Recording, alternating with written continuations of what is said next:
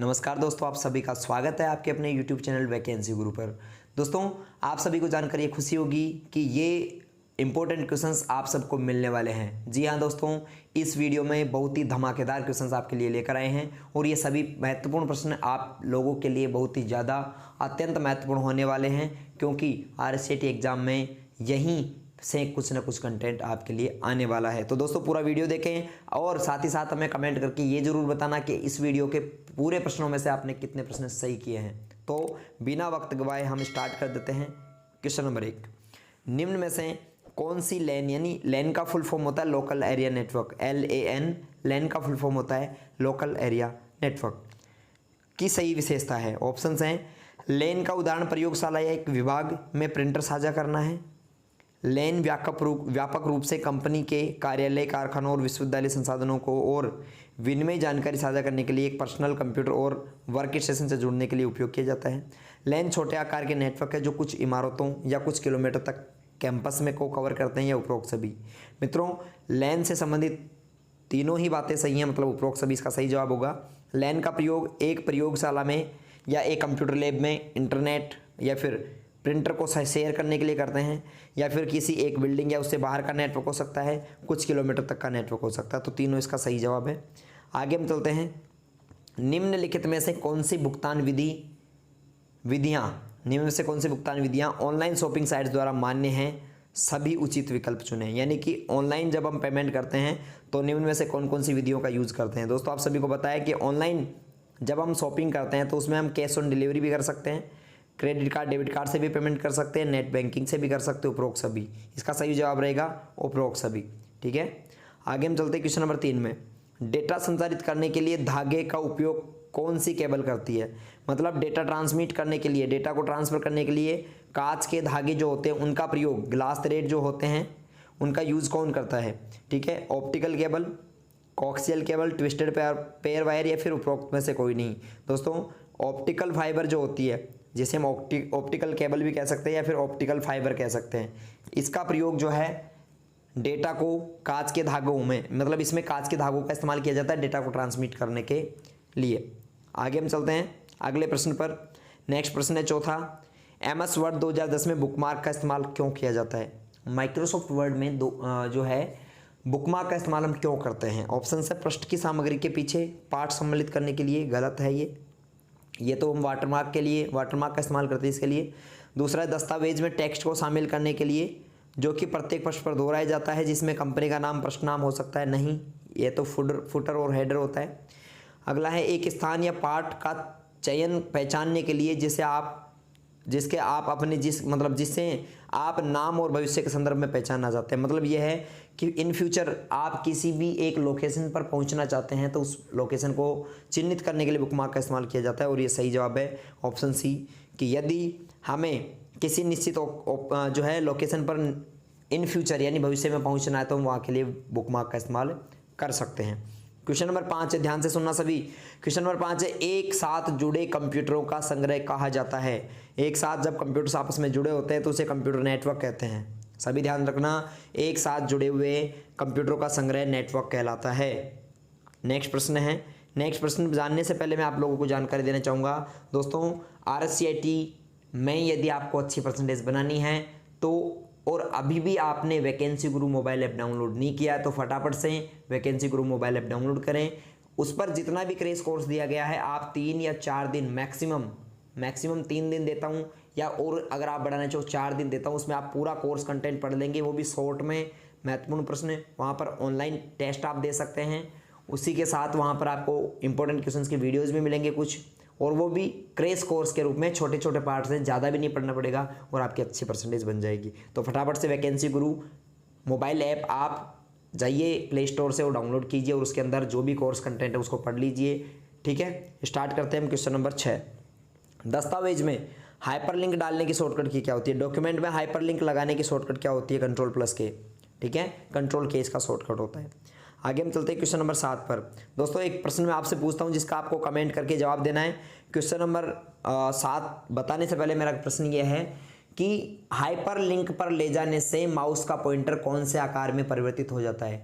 Hyperlink पर ले जाने से माउस का पॉइंटर किस आकार में परिवर्तित होता है? कमेंट करके जवाब जरूर देना, इसका जवाब क्या है। ठीक है, आगे हम चलते हैं। आज इंटरनेट बैंकिंग खालिस्तान का उपयोग करता है, जो एक सुरक्षित वेबसाइट को उपयोग करने के अलावा लेन देन को और सुरक्षित बनाने के लिए अतिरिक्त क्रेडेंशियल सुरक्षा तत्व के रूप में ग्राहक को पंजीकृत मोबाइल नंबर पर भेजते हैं। मतलब इसका मतलब ये है कि ऐसा कौन सा एक सुरक्षा मानक है जो एक ग्राहक के मोबाइल नंबर पर मैसेज में प्राप्त होता है, और उसका सही जवाब है दोस्तों OTP। मतलब किसी भी ट्रांजैक्शन को सक्सेसफुल करने के लिए, सुरक्षित बनाने के लिए आपके फ़ोन में कोड आता है जिसे हम OTP के नाम से जानते हैं, और OTP का फुल फॉर्म होता है वन टाइम पासवर्ड। ठीक है, डी इसका सही जवाब है। दोस्तों मैंने आपसे भी एक क्वेश्चन पूछा था कि हाइपर लिंक पर ले जाने से माउस का पॉइंटर किस आकार में परिवर्तित होता है। नेक्स्ट वीडियो में इसका जवाब दूंगा। ठीक है, नेक्स्ट वीडियो का वेट करें, जब भी नेक्स्ट वीडियो आएगा उसमें उसका आंसर आएगा। SQL का पूरा नाम क्या है? दोस्तों SQL एक लैंग्वेज होती है जिसका पूरा नाम होता है स्ट्रक्चर्ड क्वेरी लैंग्वेज। पहला ही ऑप्शन इसका सही आंसर है, स्ट्रक्चर्ड क्वेरी लैंग्वेज। ठीक है, SQL एक भाषा है कंप्यूटर की, structured query language. Next question आपके सामने है, क्वेश्चन नंबर 9। IP एड्रेस का वैध उदाहरण कौन सा है? निम्न में से कौन सा एक IP एड्रेस है? दोस्तों IP एड्रेस किसी भी इंटरनेट पर या फिर किसी भी वेब सर्वर का एक्चुअल एड्रेस होता है जो नंबरों में होता है, और यहाँ पर नंबरों में ये एड्रेस दिया गया है।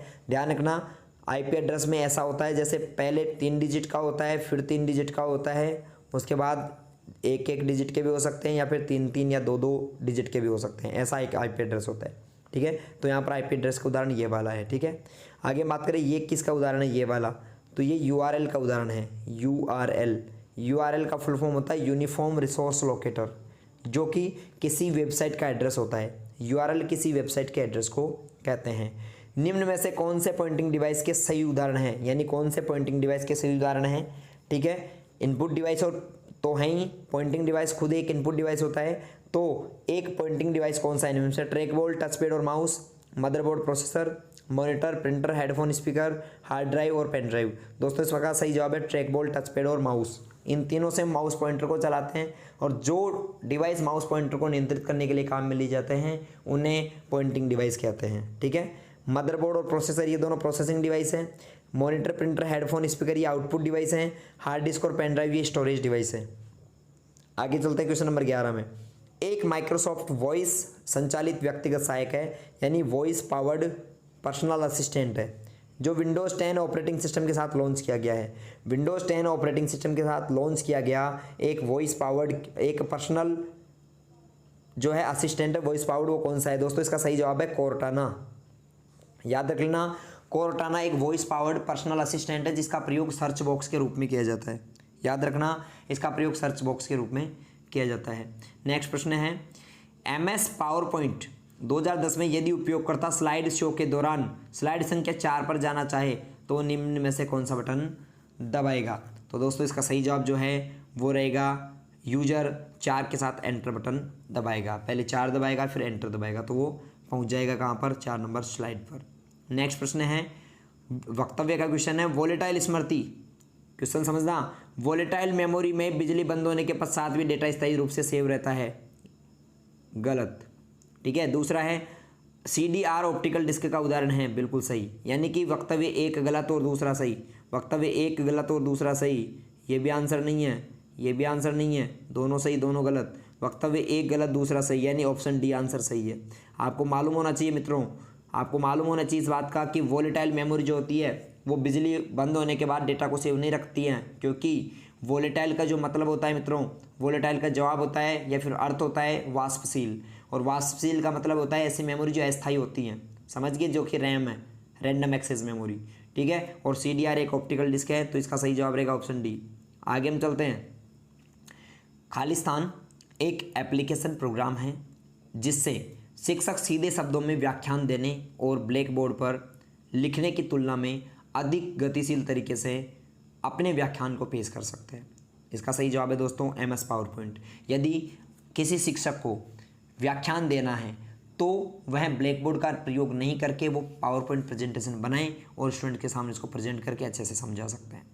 आगे हम चलते हैं क्वेश्चन नंबर 15 में। क्वेश्चन नंबर 15 आपके सामने है, निम्नलिखित में से कौन सा प्रोटोकॉल HTTP का उपयोग कर कंप्यूटर नेटवर्क पर सुरक्षित संचार के लिए प्रयोग में लिया जाता है? सुरक्षित संचार के लिए जो HTTP का इस्तेमाल करता है वो HTTPS है। मतलब HTTP का एक सिक्योर रूप आ गया है HTTPS। यहाँ पर HTTPS में S का मतलब सिक्योर होता है। आगे हम चलते हैं, सही विकल्प आपको चुनना है। वक्तव्य एक है इंट्रानेट वैश्विक वर्ल्ड वाइड वेब है, गलत दोस्तों। दूसरा इंटरनेट एक निजी नेटवर्क है, दूसरा भी गलत। यानी ऑप्शन एक भी गलत है, दो भी गलत है। क्यों? क्योंकि इंट्रानेट तो एक निजी नेटवर्क होता है। इंट्रानेट निजी नेटवर्क और इंटरनेट वैश्विक नेटवर्क है, दोनों एक दूसरे का अपोजिट यहाँ पर बताया गया है। तो पहला और दूसरा दोनों ही वक्तव्य गलत है। ऐसा कौन से ऑप्शन में है? ऑप्शन नंबर सी में, यानी वक्तव्य एक और वक्तव्य दोनों ही गलत है। आपको ध्यान रखना चाहिए, इंट्रानेट एक निजी नेटवर्क है जबकि इंटरनेट वैश्विक नेटवर्क है। इंटरनेट तो दुनिया में कोई भी चला सकता है, जबकि इंट्रानेट केवल उस संस्था के व्यक्ति ही चला सकते हैं जिस संस्था का वो इंट्रानेट है। आगे हम चलते हैं, वाई मैक्स का फुल फॉर्म क्या है? वाई मैक्स का फुल फॉर्म क्या है? ऑप्शन आपके सामने है, वाईफाई मैक्सिमम, दूसरा है world wide interoperability for microwave access, world wide maximum, या फिर वर्ल्ड इंफॉर्मेशन इन मैक्सिमम। दोस्तों इसका सही जवाब है वाई मैक्स का फुल फॉर्म है option B, world wide interoperability for microwave access. ठीक है, ये वाई मैक्स का फुल फॉर्म होता है। आगे हम चलते हैं, उच्चतम विश्वसनीय टोपोलॉजी कौन सी है?